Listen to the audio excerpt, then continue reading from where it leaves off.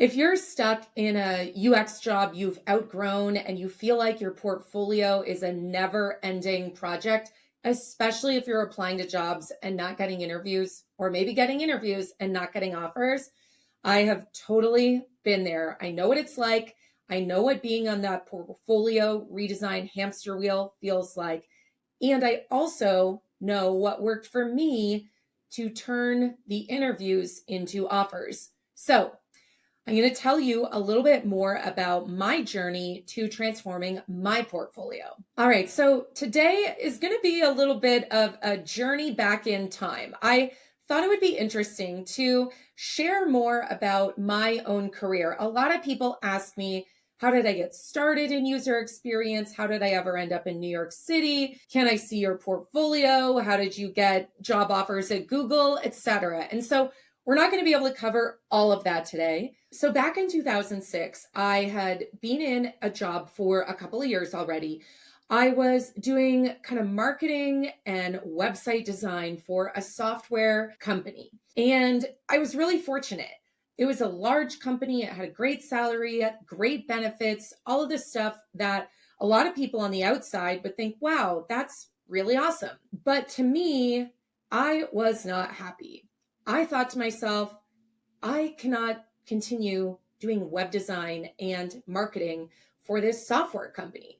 And the reason that I was so adamant and focused on getting out of that job was because I had discovered the world of user experience and really information architecture at the time. That's kind of what I was focusing on way back in 2006.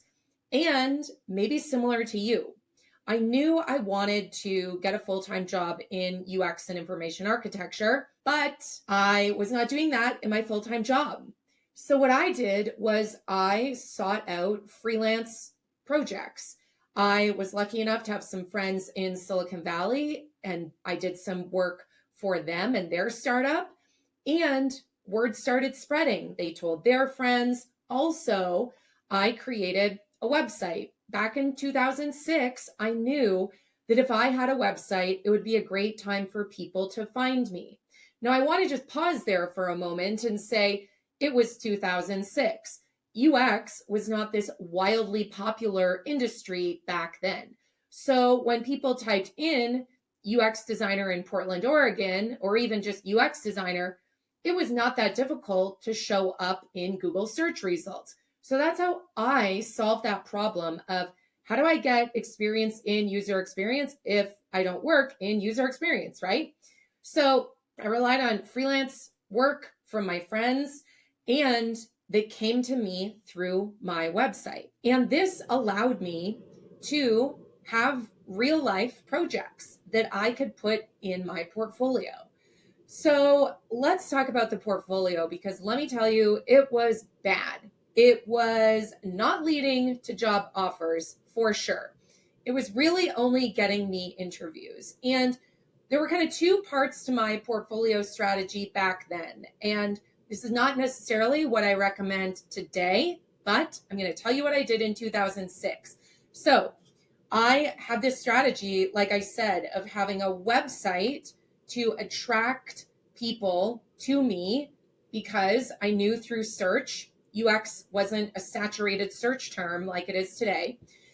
And that is what I used when I was applying to jobs. I had this website. And then when I started to get interviews, I realized, oh, well, I'm going to go to an interview.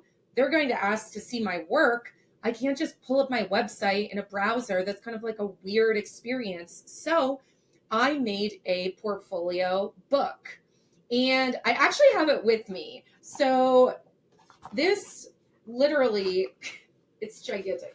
It covers my face. This was my portfolio, big metal binder. And check it out. First, like some stuff for my aunt's architect website. And then, let's see, screenshots and logos and business cards. And it goes on and on. Boxes and Arrows redesign, Boxes and Arrows, great UX publication. They ran a redesign competition. And what else do we have? More website stuff, whatever, we'll toss that, because that is what you should not do in your UX portfolio. It was a bunch of screenshots, right? And so my website, it was not just screenshots. My website had little case studies, told a story, etc. But then when I got to those interviews, I just had those screenshots. And I think in hindsight, I was really struggling to talk through those screenshots in my portfolio presentation, the physical binder of printouts. And at the time, though, that's what people did. We printed everything out. Do not do that today. The strategy you should have today is to focus on a presentation first, because it's a better use of your time. Sure, you could spend time and energy and money making a website, but I have seen so many people get hired with just a portfolio presentation, essentially a presentation deck of case studies showcasing their work, what they did, why they did it, their thinking, etc., but not just a bunch of screenshots. So that's my little caveat there, because I don't want you to hear this episode and think to yourself, oh, well, I'll just have a website like Sarah and make a presentation like Sarah. I think there's value in having a website when you have time to make it. However, I think the UX market is so saturated that the likelihood of someone finding you for a full-time job because of your website is likely pretty low, because there's just so many websites about UX and portfolios and consultants and everything. It's hard to get to the top of Google search results for UX design, product design, etc. So that's the one little caveat I want to make. But let's go back to the 2006. So I had this website, I had this presentation binder essentially, and it was getting me interviews, but it wasn't getting me offers. And we know it wasn't getting me offers because I wasn't doing a good job at communicating my skills, experience, what I did when it got to the interview. And in hindsight, I'm guessing my website probably skimmed the surface also of what I did. I haven't gone back to try and find it. It just probably is not a good use of my time, but that is my hunch. So what did I do though? Well, after being totally frustrated and annoyed that I was getting these interviews and not getting job offers, I honestly just took a break. I was burnt out. I was frustrated. And I probably took 6 months off of my job search, and I just did my job, didn't think about it. And then I was kind of like reignited with this passion to get out of this marketing job. I had probably created one too many banner ads, like those annoying banner ads that you see on the internet, except back in 2007, 2006, they were a lot more obnoxious.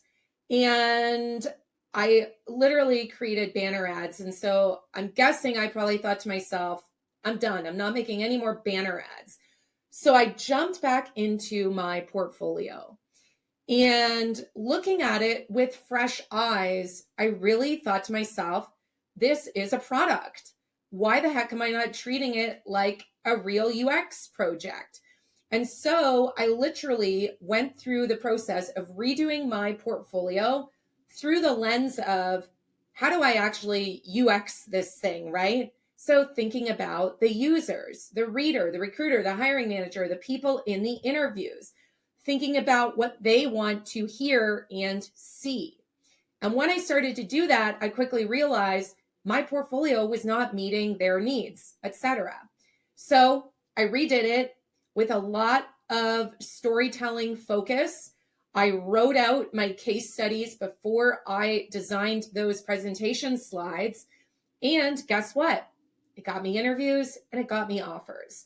And within about 2 or 3 months of redesigning that portfolio, I was hired by a startup in New York City and moved there, and my life was totally changed. I ended up living in New York City for 13 years, working at startups, working at UX consultancies, then opening up my own consultancy, and just having the awesome experience of living in New York for 13 years. It's something I never would have dreamed about as someone who grew up in a tiny little town in Canada. And so the story doesn't stop there, though.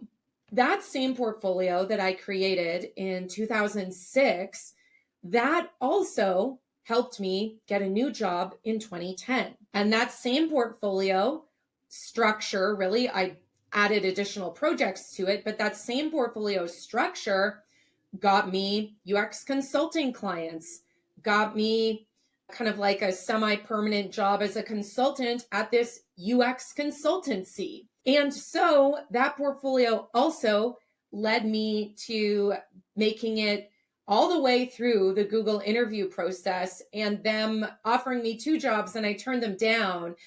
That's probably an episode for another day, but the short version is I turned Google down because I knew I wanted to work for myself and do my own thing.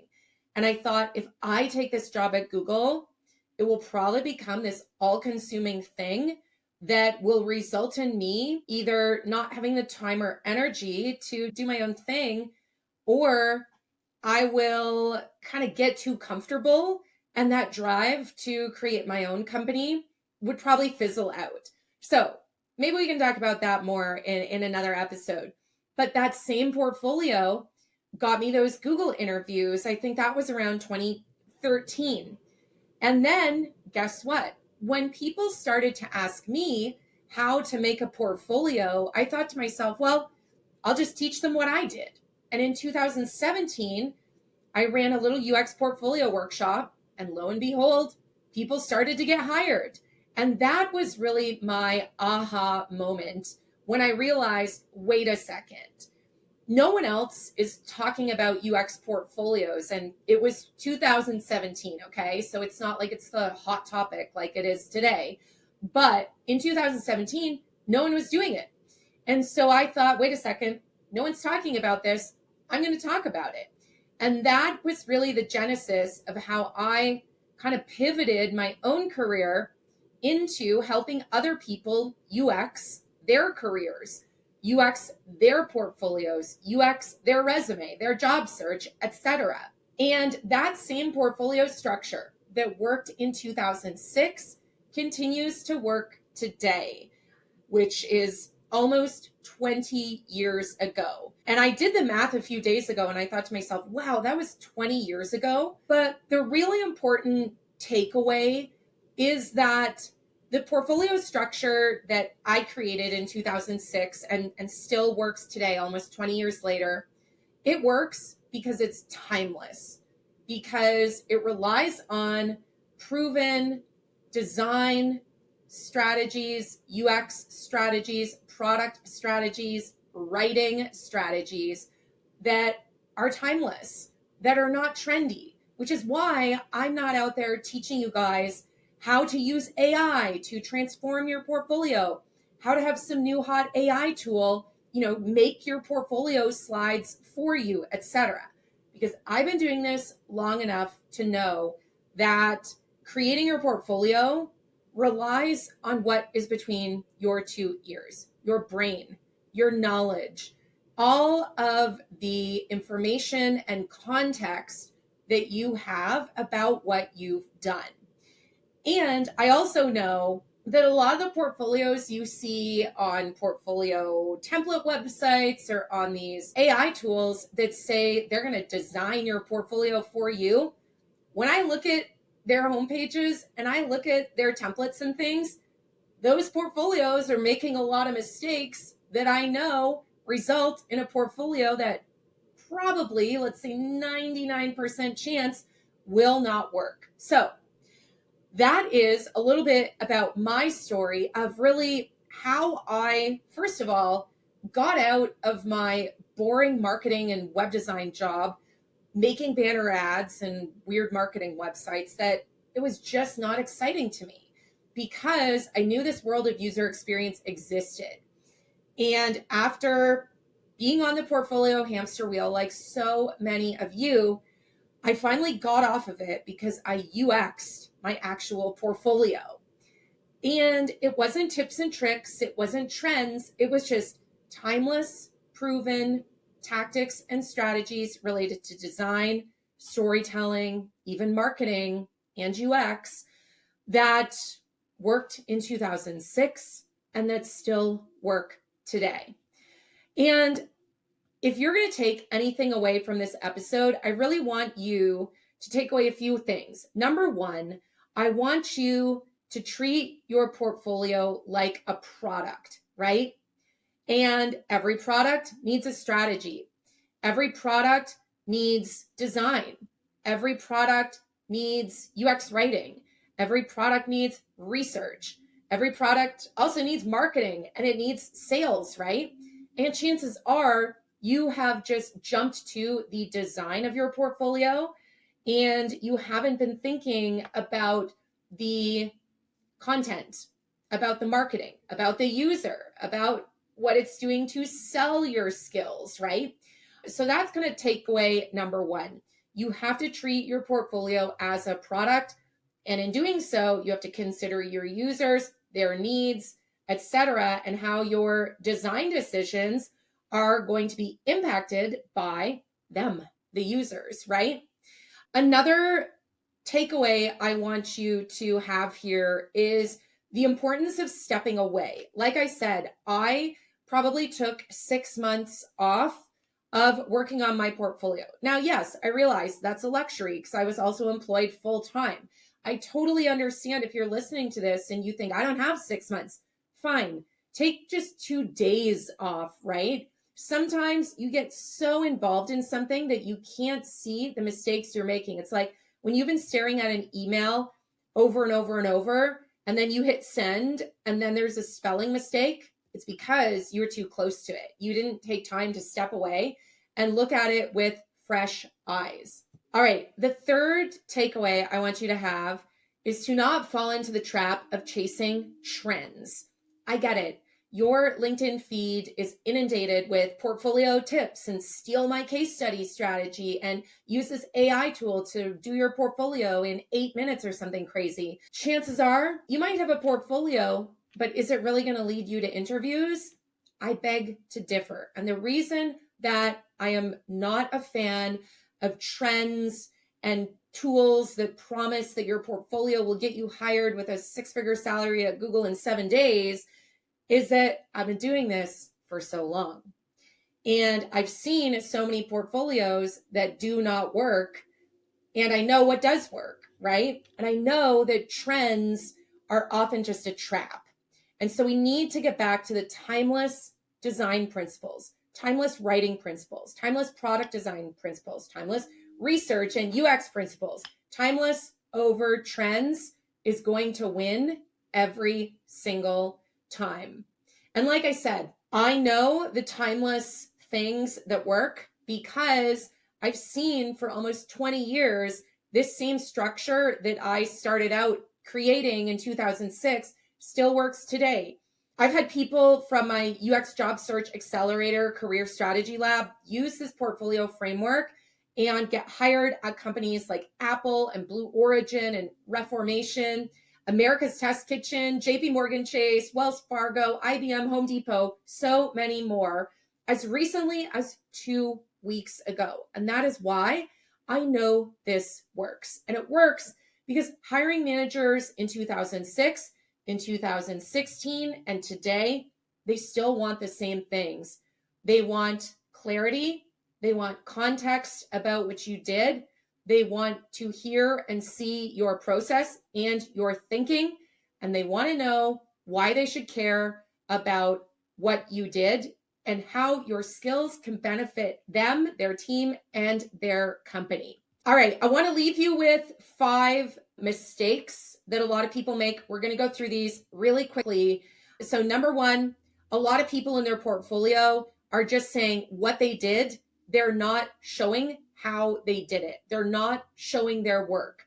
Maybe in elementary school, you remember being in math class and your teacher would say, show your work, show your work. Same thing when you are applying for jobs. Recruiters and hiring managers want you to show your work. Number 2, you're putting way too much focus on the design of your portfolio and not enough focus on the process or the results. So many times I see people say, how can I add more personality to my portfolio?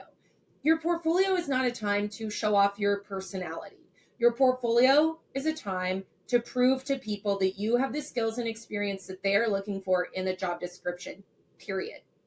Number 3, you are forgetting that your portfolio is not just a tool for when you apply for the job, it's also something you can use in interviews. And I say this because a lot of you think you need 2 versions of your portfolio, one that you use when you apply to a job and another that you use for interviews. In a perfect world, sure, you could do that. But again, it comes down to time. I want you to think of me like the product manager of your job search. And I'm going to be pretty ruthless and say, we have to think of the ROI of your time, right? You could spend time creating multiple versions of your portfolio for when you apply and when you interview. But I will tell you, people that have worked with me and got hired, they have one version. One version can serve both of those use cases. And the beauty of this is that it also saves you a ton of time. Time that you can use to be doing other things in your job search, like building relationships, optimizing your LinkedIn, sending warm emails or even cold emails that people actually reply to, following up with recruiters and hiring managers, and so much more. So, number 4, you need a portfolio presentation. Let's not focus on the website. I know you're going to say to me into the DMs and comments, yeah, but when I apply to a job, it says link to portfolio. That is not literally meaning your portfolio must be a website. That means that whoever made that form on that application page or that website used the words link to portfolio. And guess what? It was probably a developer who just wrote those words, didn't consult with anyone, and that's what we got, right? So don't take the job application so literally and think that because it says link to portfolio, you need a website. Because guess what? A presentation can be a link. Just put it in the cloud and get the Google Drive share link and put it there. That is totally acceptable. Recruiters and hiring managers don't care about the format of your portfolio. They care about the content of it.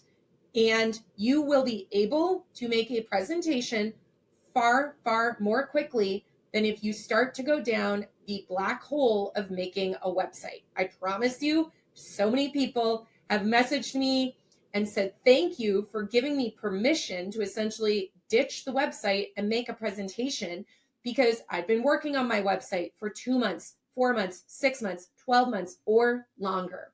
All right, mistake number 5 is that you are believing the lie that you have to have 3 to 5 projects in your portfolio. That is false. I have seen plenty of people get hired with 1 and 2 projects in their portfolio, because someone could have 5 projects in their portfolio, but if they don't tell a story and it's just a bunch of deliverables, guess what? They're probably going to get passed over. But then if a recruiter or hiring manager looks at your portfolio and it has 1 project, but you have done a great job at communicating not just what you did, but why you did it, how it happened, your thinking, etc., that is going to stand out over the person who had 5 projects with just a bunch of deliverables. So those are the 5 mistakes you may be making. All right, that's all for today.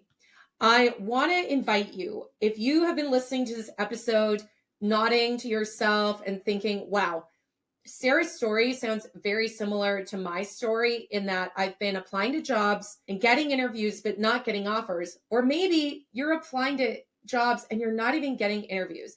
If you can relate to that and you want to get out of that cycle, then I would love to help you. There's many ways that I can help you. And where I spend most of my time these days is helping people inside my UX job search accelerator, Career Strategy Lab. And inside Career Strategy Lab is where I teach this exact framework that I use for my portfolio way back in the day, and that people who've worked with me have applied to their portfolio and then gone on to get hired.